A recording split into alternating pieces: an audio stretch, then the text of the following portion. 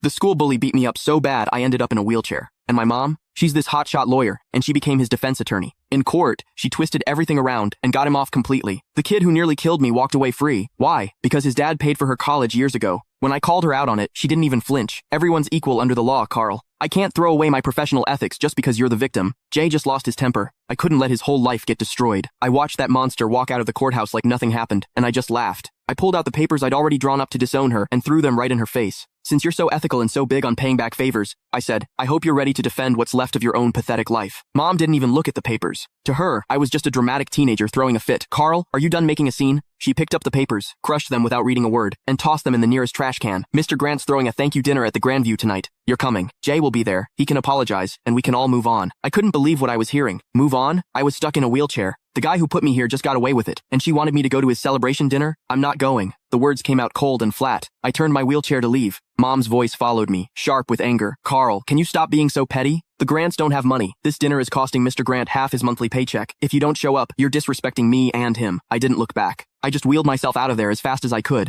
getting away from that suffocating courthouse. Outside, the bright sun made me dizzy. Dad's car was parked at the curb. He saw me and rushed over, looking nervous and worried. Carl, what happened? Did they convict him? Looking at this man, who's been a doormat his whole life, I felt completely helpless. He got off. Not guilty. Dad just stood there with his mouth hanging open. How could? Your mom said it was just a formality. She said she'd get Jay a suspended sentence at most. How did he get acquitted? I laughed bitterly. Dad, your wife is a star lawyer. When she wants someone to walk, they walk. Even if that person broke her own son's leg. Dad wrung his hands, clearly stressed. But she must have her reasons. That Mr. Grant guy really did help her. Stop. I cut him off. Take me to the hospital. I'm not going home. Dad hesitated, glancing back at the courthouse. Well, your mom just texted. She says we need to go straight to the Grandview. She said if we don't show, she'll cancel my credit card. I looked at him, 50 years old, and he lives like a dog. Mom controls every penny. He doesn't even dare talk back to her. Then you go. I pulled out my phone and called a wheelchair-accessible Uber. I'll get there myself. Carl, don't do this. Dad reached for me, but I pushed his hand away. Dad, if you still think of me as your son, don't go to that dinner. If you go, don't bother visiting me again. The car showed up. The driver helped me in.